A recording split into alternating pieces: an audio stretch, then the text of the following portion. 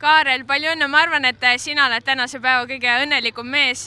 MX Open klassi esimene poodium sinu karjääri jooksul. Millised emotsioonid sind valdavad? Oi, väga hea, tõesti, lihtsalt suurepärane, väga hea.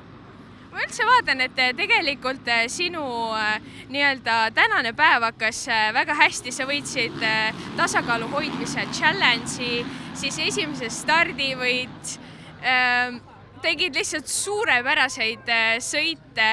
Võta ise kuidagi see päev kokku. Astusin õige jalaga voodist välja, olin mina ise, mis on kõige olulisem üldse, et vahepeal on see, et unustad enda ära ja siis tuleb palju vigu, aga täna ma suutsin jääda iseendaks, teha enda asja, mida ma oskan ja mida ma olen harjutanud ja treeninud väga palju. Et ma olen väga rahul sellega ja eks oli ikka mingeid väikseid vigu ja apsakaid, aga neid saab veel treenida ja siis saab veel paremaks. Ja stardid õnnestusid sul imehästi täna. See on keskendumine. No, sul on ikka tohutu hulk fänne siin kohal. Minu meelest sulle tehti suurem kisa kui üldse.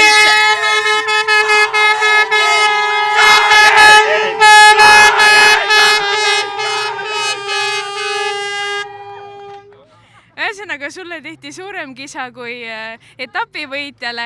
Ilmselt sa rajal kuulsid ka väga neid ja see oligi see, mis pani võib-olla pingutama. No nad on parimad, päriselt. Nad käivad igal pool kohal ja need on lihtsalt nii ägedad. Ja andis väga palju energiat juurde. Kuidas on täna plaanis siis seda kõike tähistada? No mul on pruudil sünnipäev täna, et ma arvan võib-olla väike restoranis käik õhtul ja vara magamast, et ega homme on uuesti tuleb trenni teha, ega selle ühe päevaga siin asjad ei saa nurka visata.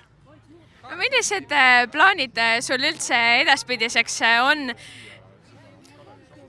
Ega Estikad ja Adak on põhilised need võistlused, kus ma võistlen ja siis ülejäänud võistlused, mis siin Eestis on, kas siis ehk või siis MX liiga, et ma sõidan arvatavasti need kaasa, mis ma saan sõita ja naudin. Igal juhul aitäh, palju õnne veel kord ja aitäh nende emotsioonide eest, mis sa täna meile pakkusid. Aitäh!